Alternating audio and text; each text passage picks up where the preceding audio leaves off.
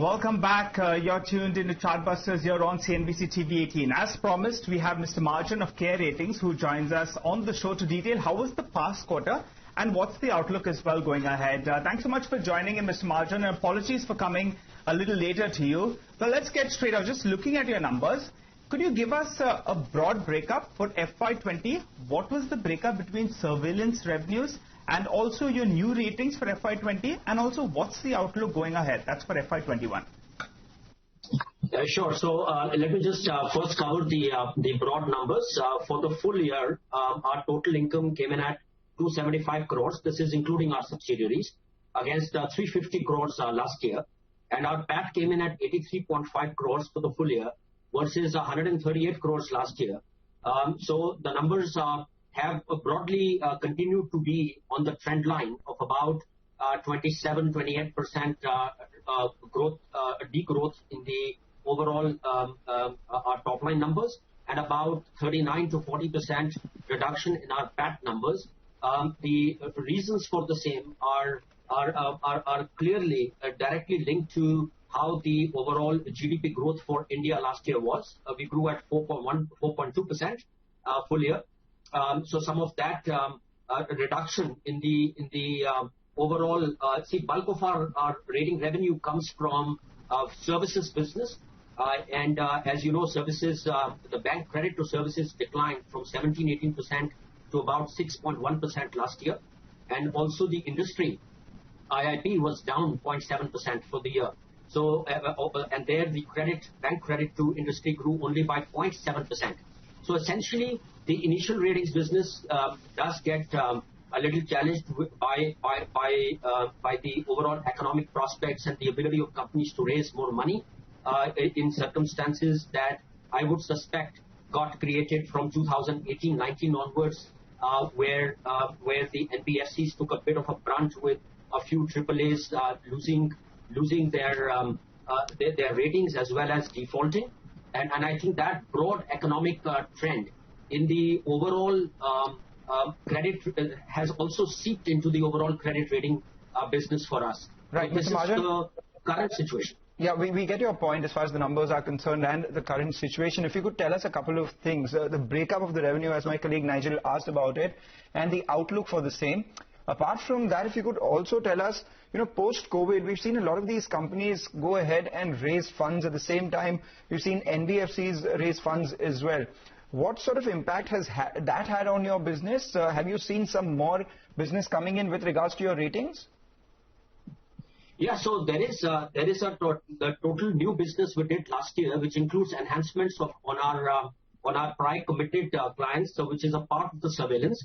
Like I mentioned, the gross numbers I can share with you in the total, as far as the total amount of bank loan debt as well as the capital market debt that we rated last year was in the region of 12.5 lakh crores as opposed to 18 lakh crores the previous year. So there is a headline decline of about 32 to 33% in the overall debt we rated. Now, as regards the broad split between the initial ratings and surveillance revenue you are asking, that's very hard to put, because a lot of times at the time of surveillance, there are enhancements in the total debt that a company takes, and in some cases there are reductions as the bonds mature or the bank loans are reduced. So it's hard to actually do a complete split between the initial and surveillance, but as a ballpark, the numbers could be about 70-30 last year. 70 surveillance, 30 initial. Got that. All right. In terms of revenues, we have a brief number. What about cost cutting? As you said, you're doing around 275 crores odd for the past year. The big cost for you is employee cost. That's around 109 crores, obviously. Have you undertaken any cost cutting measures? Will there be salary cuts? Number of employees will be let go? If you could give us a broad idea out there, and what should the guidance be in terms of cost cutting that you're looking at? See, on that, I would simply say that, when we, broad sense that I get as I take over the reins at CARE, and I've taken over the reins recently, is that the internal, benchmarking on the salaries, I think we had still a lot of catch up to do with the rest of the market.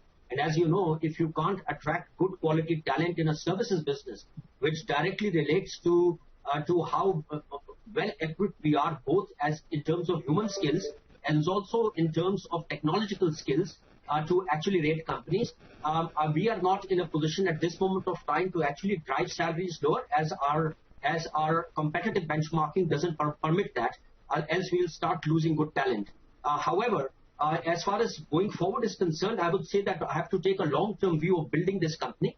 So there are 2 or 3 very specific things that we will do. We will want more aggressive technological intervention and more market intelligence to factor into our rating processes to make sure that the rating business gets more transparent, more reliable, and we bake in more market intelligence into the way we operate. That is not to upset the way we do business, but we will enhance that with that. And we will actually be making more investments in technology to become cutting edge, and over a period of time that would lead to offsetting expenses on the human resources side. Got that point. In addition, we are looking at adding new products. All right, got that point, Mr. Mahajan. Now, quickly, if you could tell us, you just recently took the reins. If you could confirm the cash on your books, I believe it's over 200 crores. That's around 20% of your market cap. You guys have given a dividend of almost 19 rupees per share, but the stock is down 60% from the highs. Any more measures to perhaps boost confidence among shareholders? Are you going to utilize that cash for perhaps something like a buyback, etc.? On that, I would say as follows, that, whatever has transpired in the past, I don't know, and I can't really comment on the past beyond a point. But investors, I would like to assure them that, with the new strategy of this firm will be vastly different in terms of, growth opportunities in areas like data analytics, in areas like research. And I think we will want to consume the cash very productively to build a high return on equity business rather than do a buyback and not allow then the company to step out of its ratings business. We want to not step out of the ratings business. That's our core business. But we also want to diversify our revenues from non-rating businesses as we go forward, as is the case with some of our peers in the industry. And in this moment of time, 99% of our PAT comes from ratings business. So I would like to use this cash productively going forward. All right, Mr. Mahajan, thanks a lot for stopping by and giving us your details. We wish you good luck for the remainder of this year. With that, we step into a short break, come back, we talk about the big news of the day. Reliance Industries has announced that